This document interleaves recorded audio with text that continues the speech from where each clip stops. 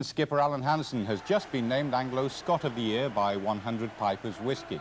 Now, Alan is only the third man this century to captain a double-winning side. He's one of football's unsung heroes. But how did he get the skipper's job? It happened close season, pre-season at Brighton.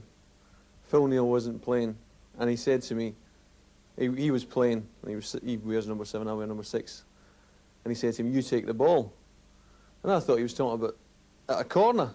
And I said, "Well, where do you want me? You want me in the near post or what?" And he turned to me like only he can do, and he said, "You winding me up?" And I said, "No, what are you talking about?" He said, "You're the captain." So when Phil eventually went, he said, "You're going to be captain, do you want it?" And I said, "Of course I want it." He said, "Well, that's fine." And then that's all he said to me. What are your thoughts actually looking back on the double-winning season, Alan? Well, it's hard to say. I mean, we played in sort of fits and starts. We were playing great, at one time, and then we'd go 4 or 5 games without winning.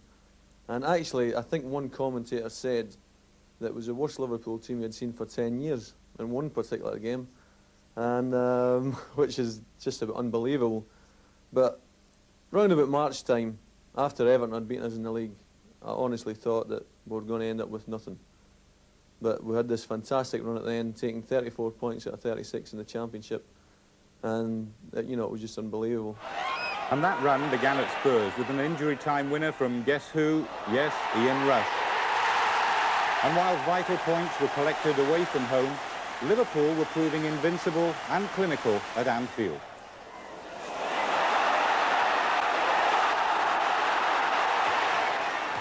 Dalglish and his men were now unstoppable, and the title was clinched at Stamford Bridge by the player-manager. And Dalglish is in here. Yes! One of the biggest secrets about Liverpool's success is team spirit.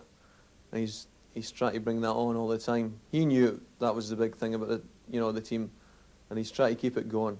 And I think all the lads are happy as long as we're doing well, because he's got a bit of a sharp tongue, and he's a hard man, but that's the way it's got to be.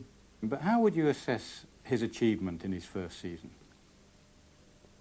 Just dreaming, isn't he? I mean, first season as player manager, to win the double, to score a goal against Chelsea, I mean, just incredible, really. To come back the way he did, I mean, he only played for a few games, and then he suddenly came back in the team, and we had that great run at the end. And his influence over everybody at the club is just unbelievable. And, it's just something that he probably dreamed about. He probably never expected to win anything, because the year before, the year of the Heysel tragedy, well, I think we all knew the team just wasn't good enough. I mean, we got beaten in the European Cup final, second in the Championship, semi-finals of the FA Cup, but in the big games, it just wasn't the Liverpool of old. We just couldn't seem to do it in the big games. He came in, he made only one significant buy. He bought Steve McMahon, which was a fantastic buy for the club, and we won the double. So, I mean, it's just unbelievable. Now, the high point was obviously the double, and the low point was just as obviously the fact that you were left out of the Scottish squad to go to Mexico. Well, to be quite honest about it, I mean, I just couldn't believe it at the time. I remember we had just won the league on the Saturday, and we went up to Scotland to play in Kenny's testimonial game. And I picked up the papers on Sunday morning, and there were suggestions that I was going to be left out.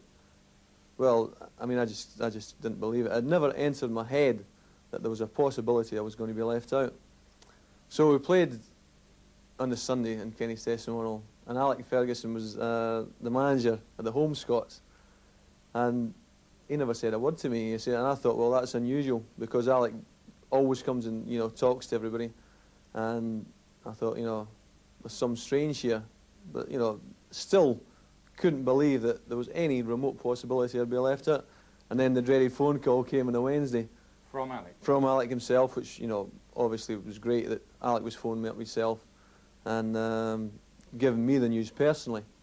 And you got to appreciate that the man will phone you up, to give you the news. And he came on a bit solemn, and I knew right away that I was, I wasn't going. But we had a talk about the thing, and you know, I just said, well, I've got to accept your decision. You pick the team, you pick the squad of players, and you're the manager. And I just said, well, I wish you all the best. But even then, when he told me, it never really sunk in. It was only when the reports started to come back from the training pitch at Santa Fe and then on to Mexico that, you know, I felt really dejected. I can't change anything, Alex can't change anything. I mean, I'm still friends with him. I mean, the big thing, I went home to Scotland for a week and people kept asking me, what happened? You know, did you have a bust-up? Did this happen? Nothing like that. I've always got on great with Alex Ferguson, and I still do get on great with him. Can I ask you what your thoughts on the state of the game are at this moment?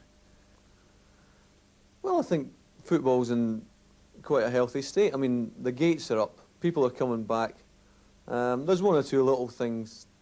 I mean, hooliganism, it seems to be getting under control. It seems to be getting better.